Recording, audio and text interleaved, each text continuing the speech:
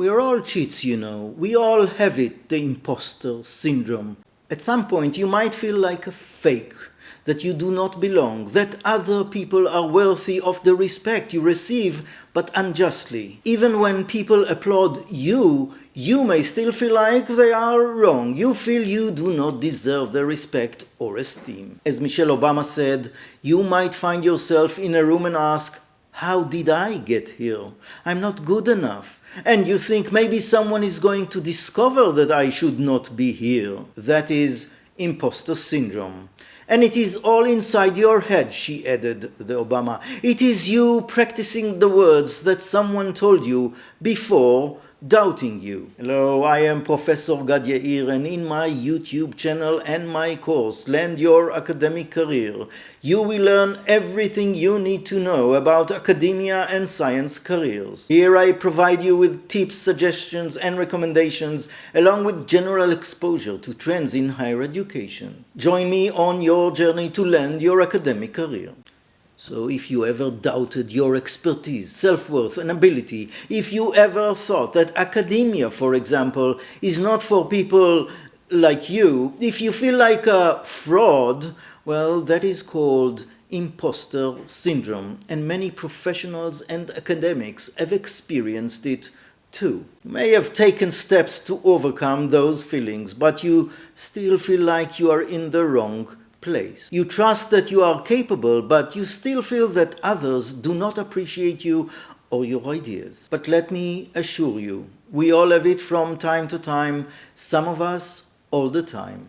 We might assume that other people, other scholars, are the real thing, the naturals, that they were born for their professorship. Coming from the periphery, you always trust that those at the center are in the right place, and that you're not, that you do not belong. And as Michelle Obama pointed out, most people in the room should not be there, but you do belong. And since we are all in the room, we should not feel exceptionally out of place. Yes, imposter syndrome holds us back, fearing to be caught. We self-censor ourselves and deprecate ourselves, at times creating the self-fulfilling prophecy of self-harm. Fearing that we are an imposter, we might give up on showing up in the first place. We might quit. You might say that you will not present your study this year. Skip me, you say. Permit me to quote the definition of the imposter syndrome, then move on to describe some of its phases, and then offer a few tools to get over it, to feel at home, even though the home might be unhomely. Imposter syndrome is a psychological event in which an individual doubts his or her abilities, talents, or achievements, and has a persistent internalized fear of being exposed as a fraud. Despite external evidence of their competence, those experiencing this phenomena do not believe that they deserve their success or luck. Still a quote. They may incorrectly think that they are deceiving others because they feel as if they are not as intelligent as they outwardly portray themselves to be. Imposter syndrome can arise from and result in strained personal relationships and can hinder individuals from achieving their full potential in their fields of interest. You probably nod in silence, right? You say, they got me with this definition. This is exactly how I feel. Let me introduce you to some people who came forward about their imposter syndrome. After hearing an explanation about the imposter syndrome, one commentator said that, I quote, "Imposter syndrome has been massive for me in my career."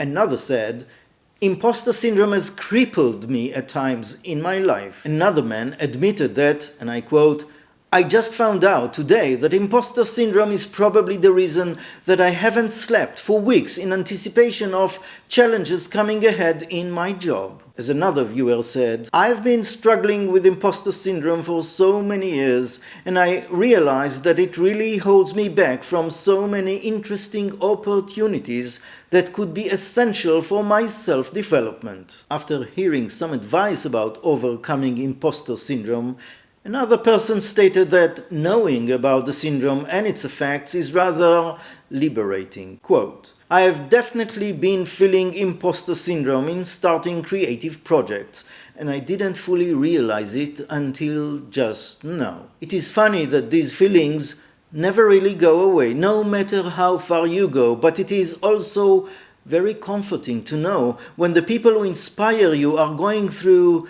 the same struggles. Knowing and seeing that they never go away, that overcoming doubt is a skill you have to learn rather than get rid of, is very liberating. And in fact, having some skills can allow you to overcome imposter syndrome. The basic one is rather simple.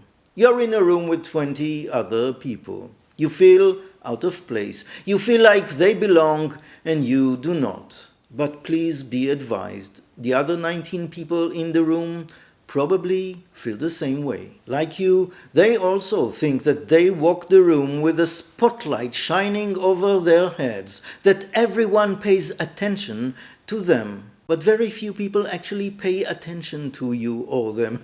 You are not under the spotlight and they are covered by layers of self-doubt just as you are. We all share this weakness, including queens and kings.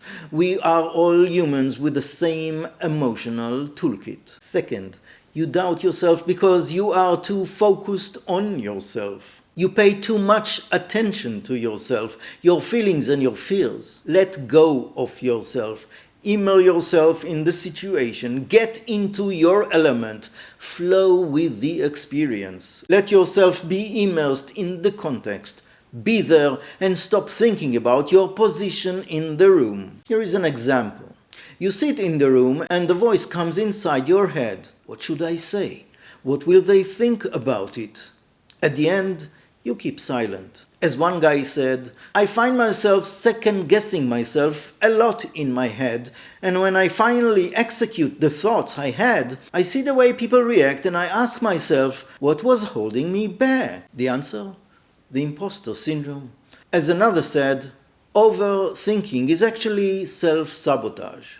It blocks you. It holds back your contribution to the world and to your self-fulfillment. Get over it. And as Nike says, just do it. And just do it, because if you call it quits and silence yourself, you rob others of the opportunity to hear you and your ideas. And since we need diversity, we need all minds to come out into the open. Therefore, shine your inner thoughts on us. Voice your mind. And when you practice your sense of entitlement in speaking, remember not to say that others do not belong. Do not tell young students to expect less than they aspire to. Say to them what you wish you had been told when you were younger. Yes, you can. Everyone can. At least in academia, everybody belongs, every voice matters, every voice counts. Yours too. Hit the link below and launch your path for your tenure-track position as a professor. Until next time, I am Professor Gad Yair.